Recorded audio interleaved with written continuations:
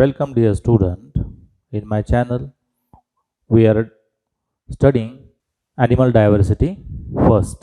In animal diversity first, we have studied the different topics.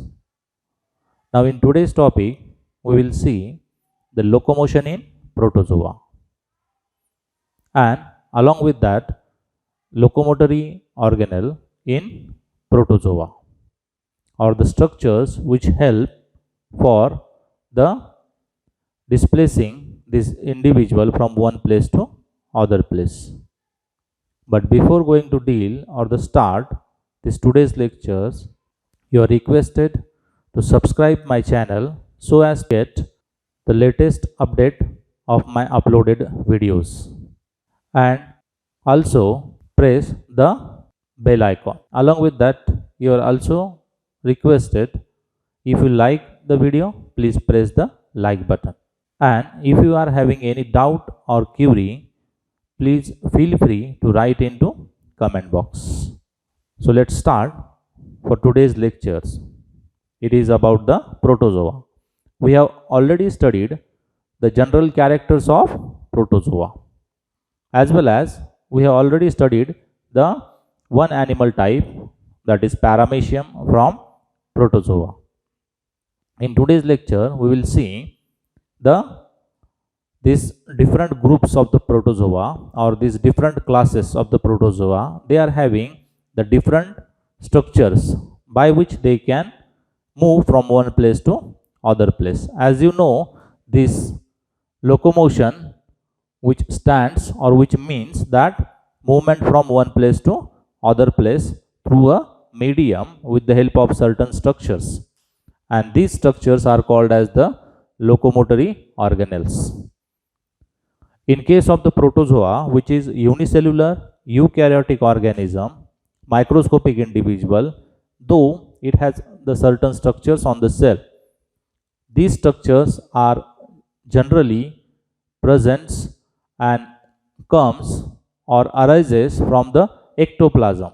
Ectoplasms are the main parts from which this locomotory organelle appears. So they are arises from the ectoplasm.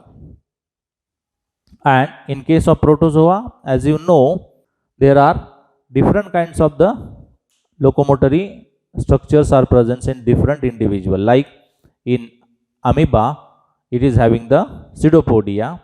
In Paramecium, we have studied that it has the cilia, while in case of Euglena, it has the flagella. In some cases, like the Plasmodium, it do not have any kinds of the locomotory organelle, so that it shows the different type of locomotion. So in this is about the locomotion.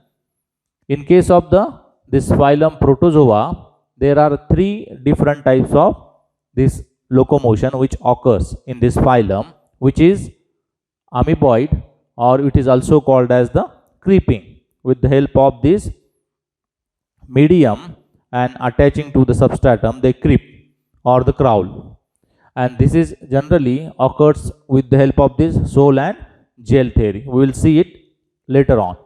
Then the second type of the locomotion, that is swimming or movement with the help of this flagella or cilia, and this carried out in Ciliata and Mastigophore. And third type of the locomotion, which is called as the metaboly or gliding, and this is seen in class Sporozoa, which is not having any locomotory structure. So we will see the step by step. The first one is the amoeboid type of the locomotion or creeping type of the locomotion, which generally seen into the class Rhizopoda and many Sporozoa. And this locomotory structure is called as the pseudopodia. Pseudopodia is nothing but these parts of the cell which is generally elongated that particular region or the particular area where animal want to go, and again it retracted back. So this is not the permanent structures which work as a locomotory device. It is the part of cell and it generally, whenever the animal want to go that particular direction, the part of the cell at that direction elongated by forcefully from with the help of sore and gel phenomena. So this is about the pseudopodia. In case of this pseudopodia or in case of the amoeboid individual, these pseudopodia are again different types, and these are generally four different types of the pseudopodia which has been seen in amoeboid individual, like lobopodia, then second one is the philopodia, third one is the axopodia, and the fourth one is the reticulopodia. So the first one is the lobopodia. Lobopodia is nothing but this pseudopodia, which are the thick finger-like outgrowth with the rounded or blunt tips and composed of ectoplasm, and this ectoplasm which can be immediately just taken out as well as retracted back. So this is quickly formed and quickly withdrawn. So this is the peculiarity of this lobopodia, and it has been seen in amoeba as well as Arcella. So these are the examples where these lobopodias are found. Then the second type is philopodia. Philopodia, which are cylinder, elongated, thread-like or filamentous with pointed tips radiating from body in all directions. So they arises from the body all directions and elongated and filamentous. So these are seen in Euglypha. This is about the again modification of pseudopodia. Then third type of pseudopodia is axopodia. They are axon-like. So they are stiff, spine-like and semi-transparent pseudopodia, mainly serving for food capture rather than the locomotion. So this is another important function performed by this axopodia. All in case of the protozoan, these locomotory organelle not only help in locomotion but also help in food capturing or collecting the food material. Then fourth one is the reticulopodia. These are thin, long and branching, also help in food capturing, and the example is Elphidium. So these are four different types of pseudopodia which are present in protozoan: lobopodia, philopodia, axopodia and reticulopodia. These all are the modification of pseudopodia. And remember this thing, these locomotory organelle not only help in locomotion or movement but also it help in capturing the food or gathering the food material. So this is about the amoeboid or creeping type of movement. After amoeboid or creeping type of locomotion, we will see the second type of locomotion, and the second type of locomotion is swimming, and the swimming is performed by the class Ciliata with the help of these flagella and cilia. There are two important structures which are present in ciliate or this class Ciliata. One is flagella and another is cilia. There is a difference between flagella and cilia.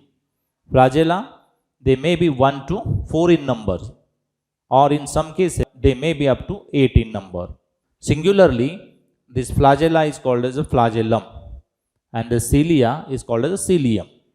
There may be only the flagellum is present in some individual like in Euglena, or there may be many flagella are also present up to commonly 4 in numbers, but in some cases or exceptional cases it may be up to 8 in number, not more than that. But in case of cilia, they are numerous. They may be up to 1000 in number. So this is about the flagella and cilia. If you see again the difference, flagella are elongated, long, thread-like, while the cilium are short and distributed equally all over the body, and they are many in number. So this is about the flagella and cilia. So we'll see first of all the flagella. This is the structure of flagellum. So this is about the flagellum. So this is the flagellum which are present in euglena. This is the flagellum, structure of flagellum. It shows this axial filament. So this axial filament is present. Then along with that axial filament at the tip side, it has the cytoplasmic sheath. And with this cytoplasmic sheath, it has this cytoplasmic structure over there. And flagellum, which generally having the attachment to the nucleus also, and arises from the cytostome or the cytopharynx, like in euglena. These flagella are extremely thin, delicate and highly vibratile thread-like structure or extension of protoplasm. These are nothing but the extension of protoplasm. And these flagella not only used for swimming or locomotion, along with that it also producing the food current, so that it will be help to the animal to collect the food material. And these flagella are characteristic of the class Mastigophora. On the basis of the different structure, these flagella are also classified into 4 different categories, and on the basis of these mastigomers. So these smaller structures are called as the mastigomers. They are present on the flagella. On the basis of these mastigomers, 4 types of the flagella are there. Number first is stichonematic, in which single row of mastigomers are present, or these mastigonemes are present. Only at one side these mastigonemes are present. So that is about this type of the flagella is called as a stichonematic flagella. And this is the example of this is animal euglena. So stichonematic, single row of mastigonemes, and the example is euglena. Then the second type of flagella are pentonematic flagella, in which the 2 or more row of mastigonemes are present along this terminal filament. And the examples are Paranema and Monas socialis.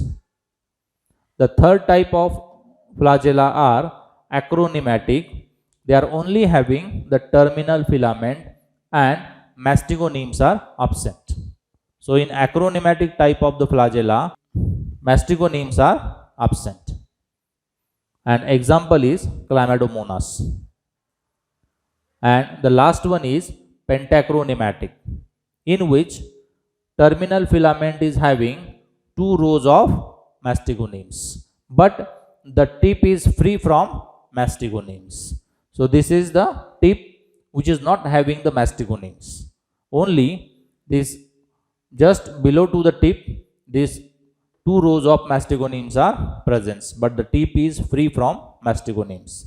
And example is Urocilus. So these are 4 different types of the flagella: stichonematic, pentonematic, acronematic and pentachronematics, on the basis of these mastigonemes. After flagella in swimming type of locomotion, we will see the cilia. These cilia are numerous in numbers, which are present in this class Ciliata and the larval Suctoria. They are slender, fine, vibratile processes which resemble the flagellum in structure as well as the mechanical movement, but they differ in being very short and numerous. Their number, as I have already told you, that they are in thousand in number.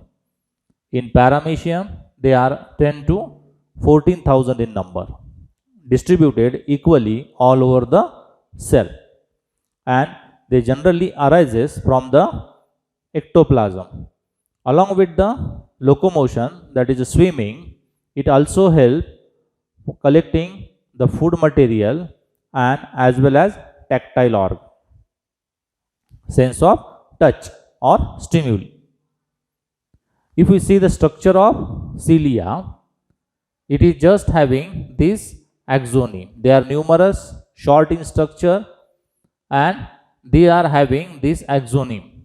And this axoneme arises from this basal granule of just into the this ectoplasms, just as the pellicle.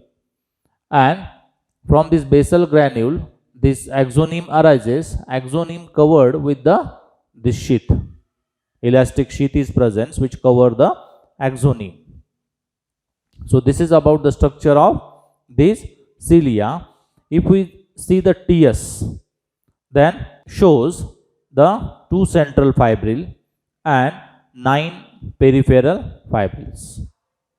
So this is in structure. Just like this cilia, the flagella is also having the same structure. So this is all about the cilia and flagella. After 2 types of locomotion, that is amoeboid locomotion as well as swimming locomotion, third type of locomotion is metabolic or gliding. This type of locomotion is very peculiar because in this type of the locomotion, no locomotory organelles are seen or not present, whether they are temporary or permanent. They are not present on the cell of the protozoa, and this is a characteristic things of the sporozoa. In this type of locomotion, but also other protozoan also show this metabolic or gliding, in which the special structure which is present, which is called as a myonemes. This myoneme structure is present. This structure is extremely fine and highly contractile structure, running in various direction of pellicle of protozoa.